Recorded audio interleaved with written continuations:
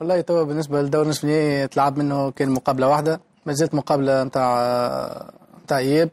بالنسبة لنا احنا ديما يقول لك اللي تعرفوا خير ما تعرفوش، معناها احنا كنا لعبنا زوج مقابلات ضد الوداد البيضاوي اللي روتور، نعرفوا نقاط القوة بكدا بكدا. فريق نيمبا كنا تبارينا معاه معناها سنوات التالي ما نعرفوش توا، مي اللي تبدل جينيراسيون كامله من اللي هزوا الدوبل تونون دو تيتر وقتها كيما فريق الوداد، كيما تغير فريق الوداد معناها بصفه كبيره. احنا اللي يجي مرحبا ان شاء الله. اذا كان ترشحنا ان شاء الله مازالت مقابله باش تكون صعيبه. احنا واضح. كريم نبغي نزيد غير معلومه اخيره، هي ان في نهايه المقابله تم تكريم كل من عبد الاله كر. والله انا كيف العباد الكل اللي تسال في رينيون تكنيك سي اون ديسيزيون خذاها سي نبيل، قال لي انا باش نكون كابيتان الماتش هذايا، وهذاك اللي صار معناها صار فما حد شيء اخر معناها ديسيزيون من سي نبيل. هل كان دافع معنوي هذايا خلينا نشوفوا المردود اللي شفناه على الميدان الوجدي ولا؟ والله مردودي الحمد لله قاعد في كوربا سوندونت انا في لي ماتش الاخرانيين. صحيح ممكن الكابيتانا بتزيدك معناها مسؤوليه اكثر وبتزيد معناها تقدم مردود اكثر، مي انا ولا اسامه ولا خليل معناها براتيكمون احنا كل مره واحد كابيتان في الترجي معناها ما فماش فرق.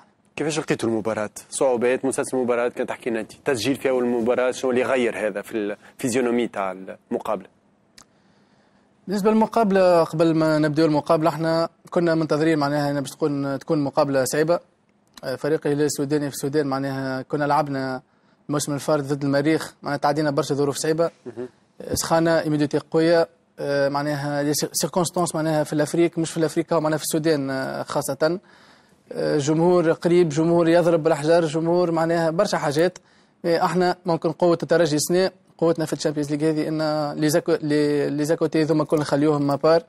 احنا كونسونطري معناها في التيران معناها.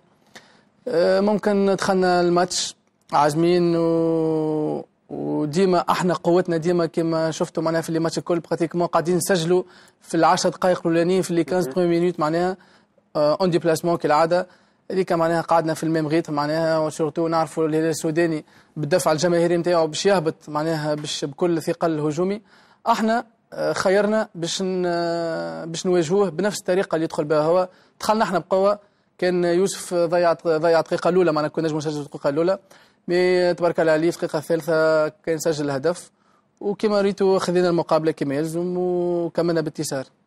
فرص المهدوره ندمتوا عليها بعد المباراه ولا لا؟ سمعنا نبيل قال لي كما قال لك سي نبيل توا كان قبل الماتش تجي تقول لي معناها تخرج من السودان كونتر الهلال ربح واحد بلاش، معناها هذا صح قبل المباراه صح ديريكت معناها كما ريتو. صحيح بعد الماتش تغيظك شويه معناها لي زوكازيون اللي ضيع عليهم، كنا نجموا نقتلوا معناها الكاليفيكاسيون تاعنا من السودان بالذات بانتصار كما شفتوا من السودان. معناها للتاريخ نتصور انه الترجي ما انتصرش على الهلال السوداني في السودان وما انتصرش في السودان. اول انتصار تونسي على الاراضي السودانيه، اول انتصار كما قلت لك.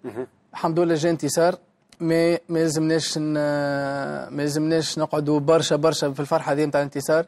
كما نقول ديما لازم نحطوا ساقنا على الارض، مادام دور نصف النهائي تلعب الي روتور معناها مادام مازالت مقابله نحترموا فريق الهلال باش يجي يلعب ضدنا في رادس، وان شاء الله نلقاو رواحنا بعد مباراه الاياب في النهائي ان شاء الله. قبل ما نشوف مباراه الاياب شنو اللي صار ما بين الشوطين؟ انت هل كنت حاضر ولا اللاعبين اخرين على الاعتداء على الحكم المباراه ولا؟ كيف كان سمعت سور تيران بعد نعرف اللاعبين رجعوا، لكن لي رومبلاسون ما نعرفش شنو هل كانوا فما دي تيموان معناها من فريق الترجي التونسي حاضرين على الاعتداء هذا ولا؟ كما سمعت سي بن نور توا انا سمعت منه انه صار اعتداء على الحكم في حجرات الملابس.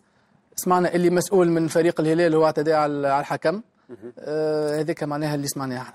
رئيس الجمعيه مش خلينا نقولوا الاشياء باسمائها، مش مسؤول رئيس الجمعيه. سمير، المباراة، التشكيلة الأساسية المجازفة مع زين العابدين السويسي، غياب مجدي تراوي، شنو اللي سبق المباراة والمباراة كيفاش ريتها؟ هو نجم نقولوا أنه المدرب نبيل معلول لقى تقريبا تركيبة تكتيكية في المقابلات اللي يلعبها خارج الملعب نتاعو، فلعب بثلاثة لاعبين ارتكاز نجح فيه نجاح كبير ياسر في القاهرة، وبالتالي من المنطقي والطبيعي أنه يعاود نفس الأسلوب مع تغيير الأسماء اللي حاضر ولا اللي مصاب ولا اللي كذا. فالمدرب نبيل معلول تعامل صحيح مع المقابلة، لعب بثلاثة لاعبين ارتكاز ولكن بطابع هجومي، هذا ما ننساوش. لعب ثلاثه لاعبين ارتكاز، وجدي على اليمين ويوسف على اليسار ونيونغ القدام، ولكن الخمسه ملاعبيه في نصف الملعب اول ما تفتك الكره تفتك في منطقه فريق الهلال، وهذا اللي قلق برشا فريق الهلال على مستوى الرولونس. خروج الكره كان صعب وصعب جدا في ظل ضغط متواصل على منطقه نص الملعب الهجوميه لفريق الترجي، الدفاعيه لفريق الهلال.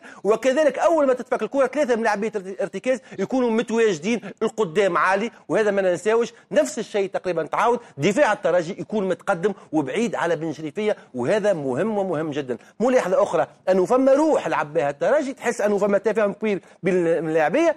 على مستوى اللياقه البدنيه الترجي ما لعبش شوط واحد، لعب شوطين بنفس التركيز، ولو بالعكس هو في الشوط الثاني جاته فرص كبيره وكبيره جدا، نجاح تكتيكي كبير برشا على مستوى نص الملعب. ثم فما فكره متواصله انه اول 15 دقيقه لابد على الترجي انه يفاجئ، حتى كان ما سجلش يربح نقاط معنويه على المنافس. الدقيقه الاولى نيانغ للمساكني في ظهر المدافعين ضاعت، 3 دقائق سجل هدف، هذا سيناريو كان واضح. الترجي كان قوي على مستوى الكرات الثابته الدفاعيه خاصه، وهذا مهم جدا مع تالق حارس المرمى نتاعو، وبالتالي منطقيا باش ما نطولش برشا، منطقيا الترجي يستحق الانتصار باثنين ولا بثلاثه، هدف ممتاز واحد بشيء. لكن اللي عجبني انه تصريحات الملاعبيه والمدرب تقول لك ما زلنا، وهذا مهم برشا، لانه نصف النهائي يتلعب في هنا في تونس، والتأهل يكون هنا في تونس. بربي على مستوى الهلال ميتشو لعب 3 خطط، 30 دقيقة لعب مهاجم وحيد، 5 ملاعبين نص ملعب فيهم هيثم مصطفى ومهند الطاهر، ثم 3 لاعبين 5 ملاعبين، هذا مهاجم وحيد اللي هو ساتومبا. ايش معناها؟ معناها خايف من الترجي وقاري حسابه. ثم في 28 دقيقة لعب وقت اللي قبل الهدف وقاد الترجي مسيطر ولا يلعب 4 سنين، دخل لاعب كاريكا وخرج أسامة التعاون في آخر 15 دقيقة وقت اللي ما نفع حد شيء، دخل مهاجم ثالث ولا يلعب 4-3-3، وبالتالي اللاعب تقريبا بيشا ولا يلعب لقدام، وبالتالي فريق الهلال لعب 3 خطط في 30 و45 و15 دقيقة، لعب غير الخطط نتاعو. هذا كله ما مشاش مع الترجي اللي لعب بخطة واحدة لكن بروح متجدة ولياقة بدنية عالية وتماسك في الفريق، خلى الترجي يخرج إلى بر الأمان من مقابلة صعبة. صحيح أنه الهلال ماهوش الهلال نتاع الشهرين التالي، نقص المستوى نتاع الهلال، فعنده برشا مشاكل وعنده اصابات، ولكن دائما ما يبقى فريق الهلال في الخرطوم فريق صعب الميراث، وبالتالي الترجي اوفى بوعوده وقدم مقابله كبيره. مبروك ليه في انتظار التاكيد في مقابله العوده. سمير، اسامه الدراجي على البنك.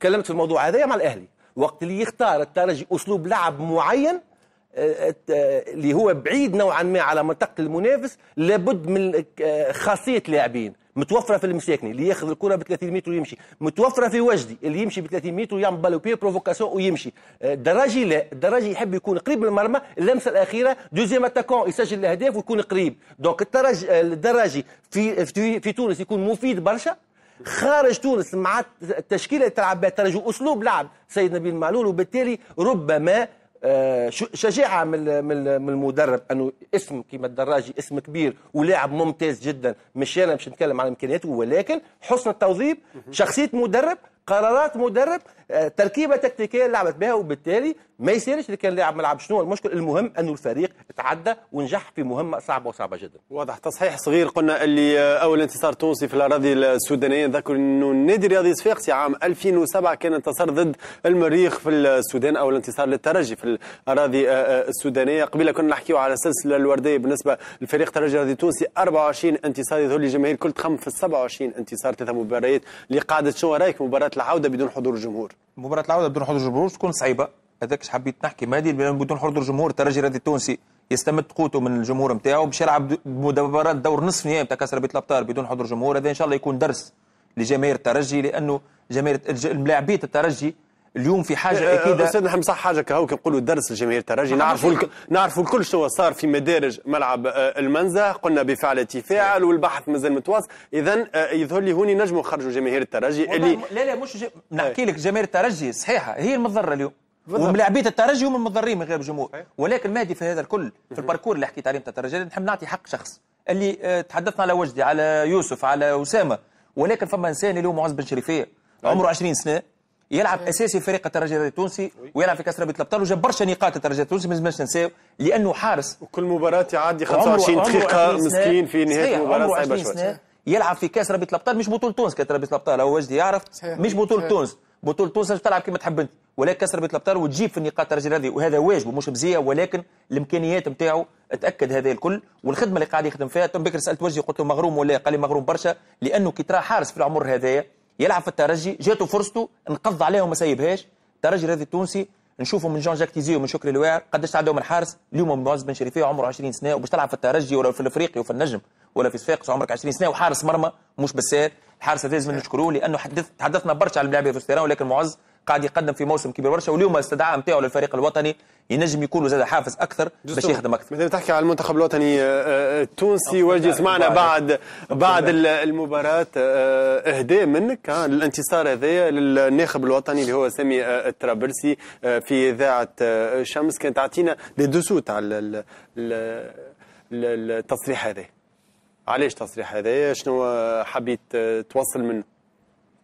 بون بتي ميساج هو ليكيب ناسيونال، خاطر عندي مده رجعت للمستوى، نشوف رجعت للفورمه نتاعي، قاعد نعطي في روندمون كبير، قاعد نلعب في جمعيتي براتيكمون معناها من الروتور وانا نلعب لتوا لعبت روتور شامبيون كامل، تشامبيونز ليغ كامل تيتولير، لي ماتش كوب الكل، قاعد نسجل في اهداف نعطي في روندمون. انا نشوف انه مش معناها بلاستي في كيب ناسيونال معناها للدعوه كهو، معناها انا قادر نشوف في روحي قادر باش نفيد المنتخب، باش معناها نعطي روندمون كبير في المنتخب. ديما نحترم رأي المدرب الوطني.